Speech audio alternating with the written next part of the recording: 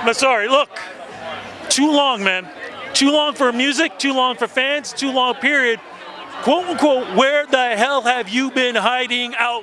Listen, man, I've been doing some soul searching. I wanted to make sure that when I did come back, I came back the way that I just did. Between So Long and Dundada being dropped between 7 days apart, we've accumulated over 35 million hits on both records.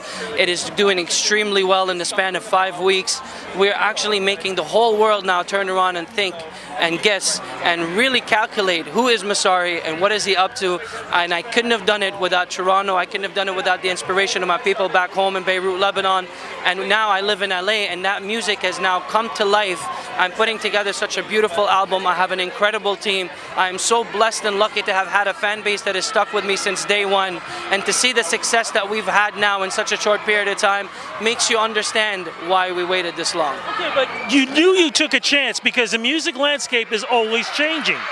And thank God they didn't, but people may have or could have forgotten Massari. Did you think about that? Yeah, it's true. And that was part of the plan as well. We had that into consideration. If they did forget who Massari was, then Massari would have just been a new artist that's coming with swaggy beats. So right now, the way that we see it, is it's a win-win. Time is on our side. As long as you have good music, as long as your heart's in the right place, as long as your intention is bigger than yourself, we look to represent a people. I'm proud to be a Canadian Lebanese artist, someone who represents a culture that is united on all fronts. And this is what we stand for.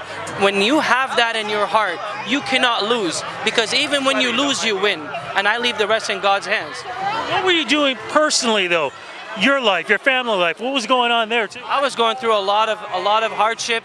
I lost a lot of things. There was a lot of points where I found myself by myself. I feel like I have lost all the things that I did not need in my life. I felt like in order for me to turn into, the expression of put coal under certain pressure, you get dust or diamond. And I'm very blessed by the grace of God that it came out as diamond, because I needed that time for soul searching to understand what it is exactly that I wanted and how to go about getting it. A lot of people are going through that. What held you on? What held you to reach this point in your career? I believe that in educating yourself, and every man that has accomplished greatness throughout time, you understand that it is impossible to achieve anything on that scale of greatness if you do not give great sacrifices. In order for a seed to become anything, whether it's a plant or a tree, that seed needs to rot in order for it to come to life. In order for you to make a sword, you would need to heat it and beat it, and then heat it again and beat it until it becomes something that of use. That is what happened to me. I was put in. I was going to say, and sorry to interrupt you, were you surprised that the fans did not forget about you and they were looking forward to seeing you coming back? I'm very lucky. I believe that honestly, I'm one of the luckiest artists in the world.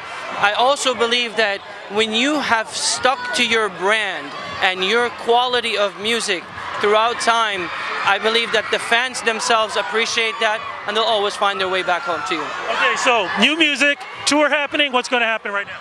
Tour, we're going on tour. We're having a debut release out of the United States. We're having a worldwide release with this album. We're going in, guns blazing. The team is strong. We got it. Don't you dare disappear on me again, man. Congratulations.